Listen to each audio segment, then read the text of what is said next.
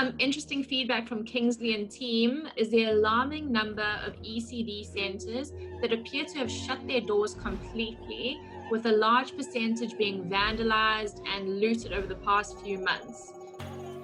Greetings to the Do More team. We spot on target. The Do More distribution, the nutritional porridge, just great work done and made possible by you guys. So, all good, and thanks again. Today we are talking to the amazing Thandeka Rantsi, ECD Project Manager at Bridge, to uncover why this is the case and what it means for the young children and parents that we serve. So firstly, why are the early years so important? The early years of a young child's life are very important so that they can set the right kind of foundation to set them up for success for the rest of their lives. Children who receive early learning from a very young age are much more likely to succeed as adults. And so this means that, they're able to, get better jobs, they're able to contribute to the socioeconomic status, rather improving the socioeconomic status of the country. Why are the ECD centres closed? Why are they not reopening? And so ECD centres, I think by mid-March, were instructed to close down by the Department of Social Development. And so this has caused problems for most of our ECD programs, because then that meant that for the majority of them who depend on parents for fees as income for the ECD centres, a lot of that income stopped coming in because children were no longer going to school or were going to the ECD programs rather. The ECD programs that depend on the Department of Social Development's subsidy funding were also then unable to acquire that subsidy funding for a very long period of time. And so this has meant that a lot of ECD programs are without the usual income that they would get to support ECD practitioners, to support, the operations of the ECD programs. And so till this day, now they are expected to reopen.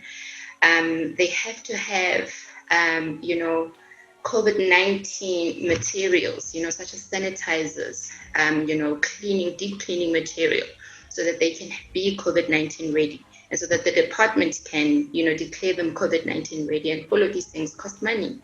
And so naturally, we're dealing with an ECD sector that now, which has already been very vulnerable, but at this point find themselves even more vulnerable because the lockdown has meant that there's no funding, and it has meant that parents are not taking children back to school. They themselves don't have funding. I mean, we've learned that there's been about 2.2 million jobs that have been lost during this period, quite recently through Stats SA.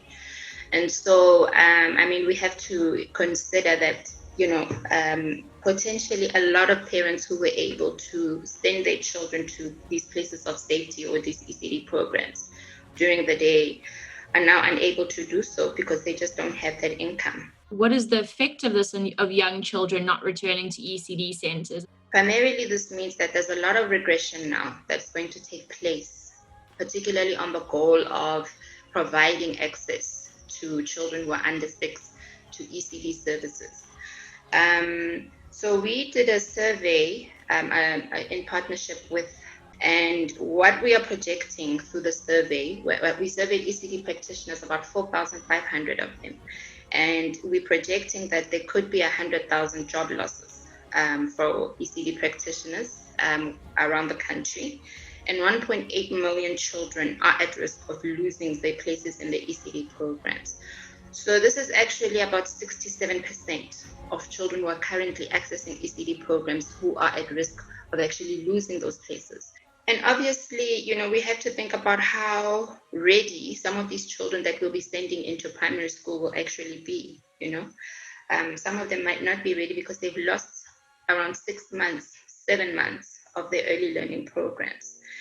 And another sore point for the sector is the issue of nutrition. And our vulnerable communities, again, ECD programs were actually that one source of that nutritious meal that children were getting.